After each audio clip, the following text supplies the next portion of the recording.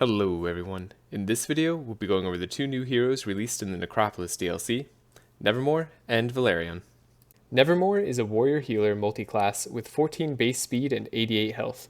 His innate trait is Runeweaver, which is complicated. For every 2 energy spent for a damage, heal, or defensive card, gain 1 red, green, or blue rune based on the card played. Each rune stacks up to 3 and can't be purged unless specified. Blue grants +1 fortify per charge, green 2 heal, and red 1 mark. The rest you can read if you like, but essentially, each type makes the cards you use to get the runes better, and is a really powerful innate trait, especially in Obelisk challenge. His starting item, Dusk Forged Armor, gives +1 powerful charge, and some shadow resistance, while his unique starting card gives powerful and 1 of each rune. The rest of his starting deck is solid, with Push Forward, Warseal, and Bastion Flow, allowing you to take him in several different directions, leaning into his trait's natural flexibility. When leveling up, he can choose between damage on the left and support on the right, generally speaking. Obsidian Imprint on the left grants +1 dark and mark charge, and on damage with hit, deal slashing damage and apply X dark and mark based on red runes. This lasts up to 6 uses and is amazing for upping not only his, but the rest of the team's damage after he's attacked with 2 Warseals. His level 3 Reaping reduces the cost of damage cards in hand by 1 until they are discarded upon reaching 3 red runes. This cost reduction includes cards you draw from the deck later, but not cards you get via things like repetition training. Cataclysm, his level 4 enchantment, is essentially a high damage AoE attack that activates on hit, but purges your red runes. It's still worth it. Trust me. Glare of Doom grants +1 mark, increases mark to 2 extra damage per charge, and reduces the cost of skill cards in hand at 3 blue runes until discarded. That last part I'd argue should be on his level 3, but it's fine. Moving to his right side, he has a self-enchant that lowers his resistance, but on damage with hit applies X vulnerable and decay based on his blue runes 2 times. This is a very powerful tool, especially on shadow damage teams. Replenishing does the same thing as Reaping, but for heal cards and green runes. His level 4 Dark Sucker grants Reinforce and Courage based on his total runes, and I really wish it granted Infuse as it's fairly weak enchantment. He could just play Anthem of Hope and Barricade, getting Block and Inspire out of the deal, but maybe there's a use case I'm not giving enough credit to. That use case could be his level 5 Runic Empowerment, which gives all heroes 1 Infuse 3 times a turn whenever he applies Reinforce or Courage. Also, at 3 runes, defense cards are reduced by 1 until discarded. This also could have been on his other level 3 since it's a kind of difficult energy savings to access. When building for damage early, here's an Act 1 deck that served me well. Warseal and Shadowblade are great early, and I kept Warseal to the end of the game.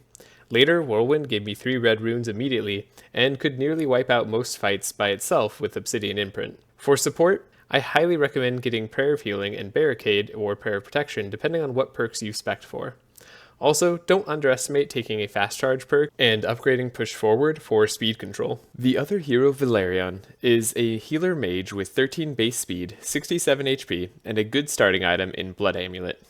Blood Amulet casts Exsanguinate every turn, which applies 3 bleed and 2 leech to all monsters. His theme is applying bleed and leech to enemies, giving your team life while draining the enemy of theirs.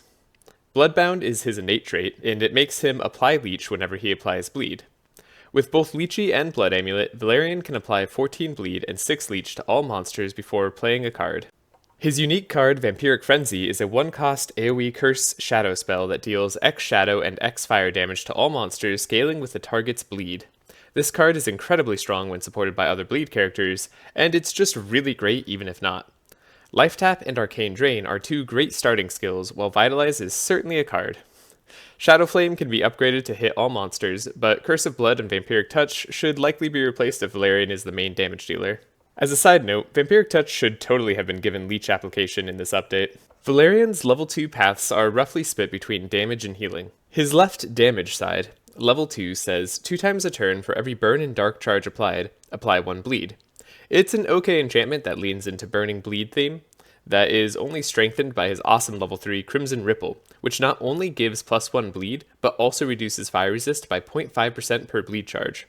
Also, applying bleed on enemies applies 1 burn and 1 dark to the target's sides twice a turn. Since burn only applies minus 0.5% fire resist per charge, this passive really helps burn reach max negative resists. Continuing on the left side, his level 4 enchantment costs 1, target self, and for every energy used, lose 8 HP and gain 1 energy 1 time.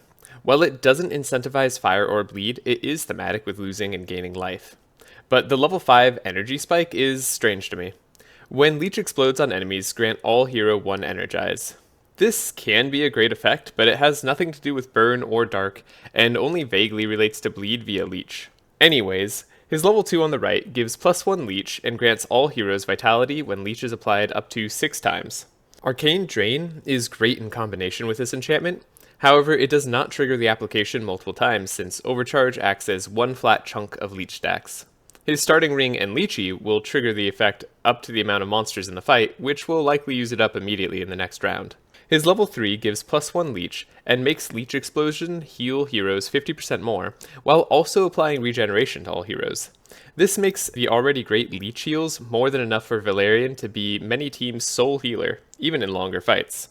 The level 4 enchantment on his right is Forbidden Feast. It costs 1 energy and target self. On damage with hit, heal all heroes for 10% of the damage done, and apply Leech to all monsters. At max level, with some Leech charges, Velarion can pop Leech on all monsters in 4 hits with just Forbidden Feast. This enchantment is fine, but honestly it's really hard to compete with a well-used Blood Bargain on almost every type of build. That said, for supporting the team, this enchantment is not a bad option, though it is awkward to work with since you need a damage card to hit at least a few times to lower resistances on all monsters or get your heal.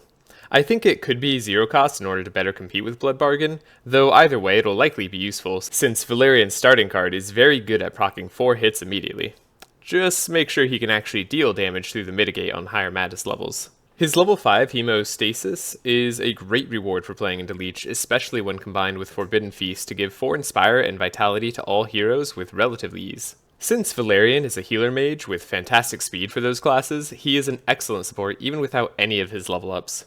Being able to apply an abundance of energy, inspire, healing, and bless is great utility for any team. Leech for resistance reduction and slow is frosting on the proverbial cake. Both the heroes in this patch are very strong, in part thanks to their great base speed stats and card pools. Check out this other video if you want to see the new act and enemies. Also, thanks again to the developers for sponsoring this video, and for those wanting to see more gameplay, I will be live streaming on YouTube featuring one or both of the new characters and the new act around 3 PM every day for the rest of this week.